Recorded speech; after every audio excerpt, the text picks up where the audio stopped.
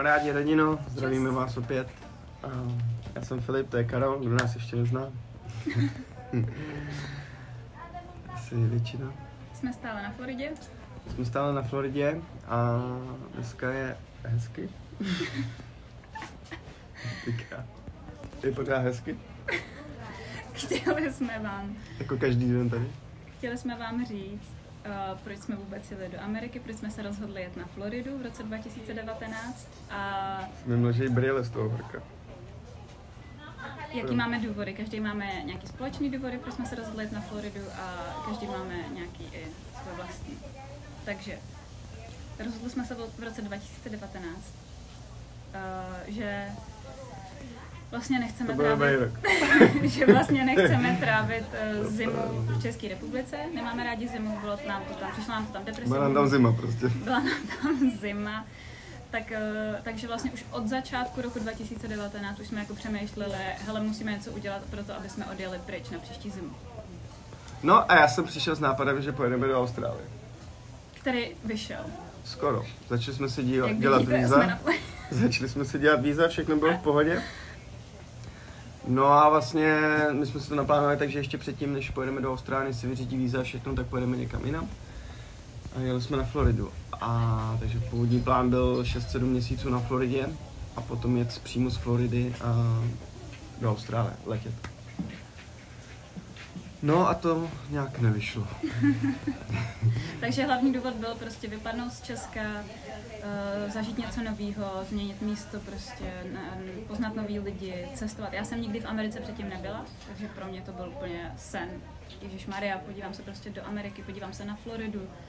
Já jsem vždycky chtěla prostě aspoň jednu zimu strávit někde v teple, mimo Českou republiku, to byl vždycky můj sen. Takže pro mě to bylo úplně super. Konečně se prostě podívám na Floridu, do Ameriky. A to jsem ani ještě vlastně nevěděla, že se podívám někam jinam v té Americe než na Floridu. Takže to úplně nabralo jiný obrázky. Jako vlastně všechno to nabralo jiný obrázky. Jako krátce, proč jsme nakonec neletěli do Austrálie, byl, protože vlastně Austrálie byla zavřená kvůli covidu. Ale my jsme vlastně zůstali tady na Floridě, kde naopak bylo kromě 14 dní v březnu 2020, tak kdy tady bylo vlastně všechno zavřený. Což bylo super, protože si mohl jít vlastně. Tady byl zavřený pláž, ale vlastně když jsi šla na pláž, tak tam nikdo nebyl. To bylo úplně skvělý. Jsi vlastně byla úplně sama na pláži. Ale vlastně po celou tu dobu my jsme tady žili jako úplně normálně, no. Vlastně tady po těch 14 dnech se všechno otevřelo a všechno bylo... Proč jsi vlastně ty chtěl jet na Floridu na tu zimu? Všechno bylo otevřený. Tak já prostě to do mě zná, tak já nemám rád prostě zimu. Takže my jsme hledali místo, kde bude teplo na světě, našli jsme Floridu. A letěli jsme sem, no, takže tady vlastně jsme... Tady to byl takový náš přístav vlastně po celou tu dobu, co tady jsme, my se sem vždycky vracíme na zimu, protože to je jedno z mála míst, kde v Americe vlastně je přes zimu teplo, dá se tady. Tady v podstatě každý den je 30 stupňů, jo, vlastně nezáleží, jaký měsíc to je. A každý měsíc i v lednu, i v prosinci, i když je trošičku míň třeba, tak se dá tady koupat i v oceánu. Není to zase tak studený, jak by někdo čekal. A je tady příjemně, no. Vlastně Američani sem jezdí, to je dovolenková destinace pro Američany, že jo. A my máme to štěstí, že tady můžeme být právě tu zimu a na léto vždycky vypadneme zase někam jinam, kdy už je tady jakoby moc vedro a my vypadneme zase někam jakoby nahoru, na sever nebo na západ, kde ty podmínky jsou vlastně podobné jako u nás v Čechách. Prostě klasický léto. Teďka už jsme tady vlastně třetí zimu. Třetí zimu na Floridě, jednou jsme byli v Maine. Na léto jsme byli v Maine, což je stát vlastně, když jsme říkali, že tam pojedeme, tak jsme teprve objevili ten stát, že existuje. Takže to je úplně stát, úplně na severu, u Kanady, malinký stát, ale super, vlastně podobný Norsku, Švédsku. Takže tam se strávili jedno léto a druhý léto jsme strávili v Arizoně. A díky tady těm přesunům jsme si vlastně procestovali tu Ameriku, s čímž jsme na začátku vůbec nepočítali. No a tak vzhledem tomu, jak dlouho tady jsme, tak vlastně jsme se museli nějak přizpůsobit a do Austrálie nám vypršely víza a už se nemůžeme znovu obnovit.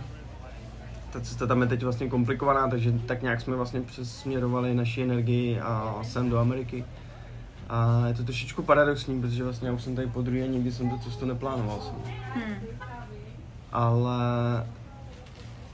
paradoxně, že fakt jako třeba Karol, to byl sen se podívat do Ameriky, můj to nikdy nebyl. A už jsem tady vlastně podruhý, jsem tady dohromady přes 3 roky.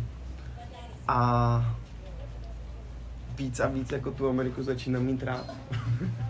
Což jsem třeba neměl, jo, předtím jsem si třeba nedovedl představit, všechno bylo jiný, prostě tady v Americe je fakt jako spousta věcí jiných. Neříkám, že jsou jako lepší nebo horší, ale jsou prostě jiný a člověk se na to musí zvyknout, jo. Jako já jsem byla teda zklamaná ze spousty věcí, když jsem sem přijela, ale postupně už si člověk na to zvyká, když jste tady 2,5 roku v kuse, tak už prostě si na to zvyknete a... Já jsem zrovna říkal, že až pojedeme domů, tak naopak nám to zase bude připadat všechno strašně divný, jakoby u nás. Že zase si budeme zvykat na to, na co jsme prostě byli celý život zvyklí a teď najednou tam přijedeme, hele, ale proč to nefunguje tam, takhle, teď to vlastně jakoby mnohem jednodušší, no. Takže toho se trošku jakoby bojíme tam, no. Ono to je 2,5 roku nebo 3 roky tady, ono se to zdá jako strašně dlouhá doba, ale nám to teda vůbec, nebo mně to tak teda vůbec nepřijde, mně to strašně uteklo. 3 roky. Jako asi jo, no. Jako, a každý půl rok jakoby se rozhodujete, jestli teda tady ještě zůstat, nebo jestli už jet domů a teď vám píšou lidi a rodina, tak jedete už domů, nebo ještě zůstáváte. A my vlastně ještě furt zůstáváme a pak zase jsme jim psali a ještě zůstáváme. Je pravda, a teď že... jsme taky v tom stádiu, že jsme se zase jakoby nedávno rozhodli, že ještě jakoby zůstaneme. Takže... Ne, je pravda, že vlastně každý půl rok řešíme, nebo ty první asi tak bylo prostě, no. Vždycky jsme řešili vlastně po půl roce, že pojedeme domů.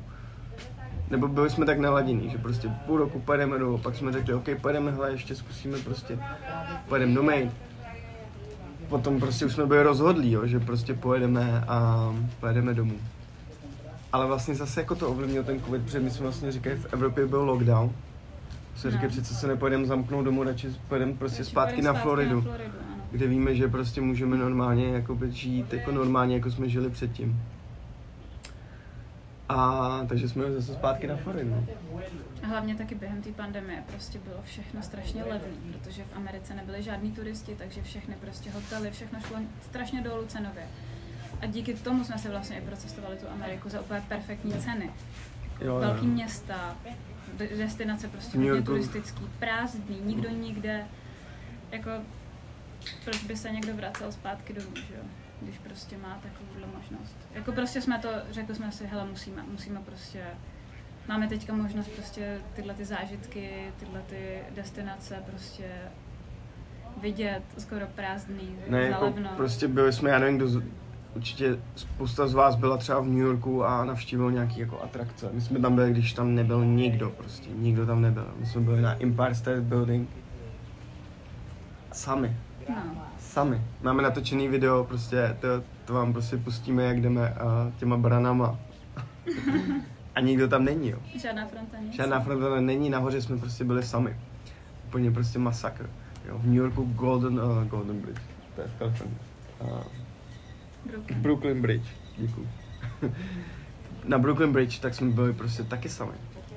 Máme prostě fotky, kde se tam fotíme a nikdy kolem nás nikdo není, což je prostě úplně absolutní jako masakr. Kdo tam někdy v New Yorku byl, tak to prostě, tak to zná. A my jsme tady to vlastně všechno mohli zažít a prostě oběc.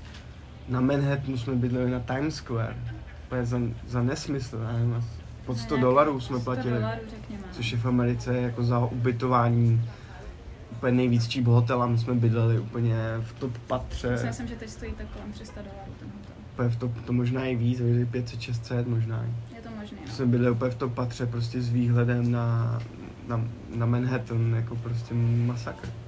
Takže tohle jsme všechno vlastně stihli.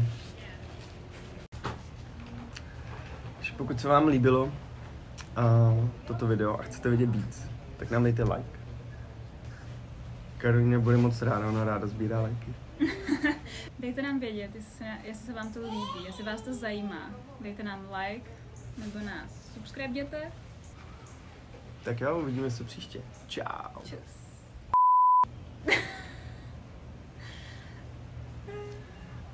364 akce, Karolína.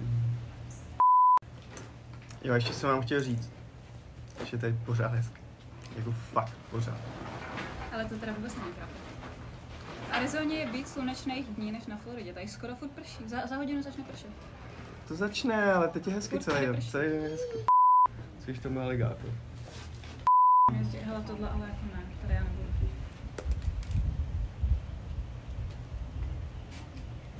To můžeš dělat na druhou stranu.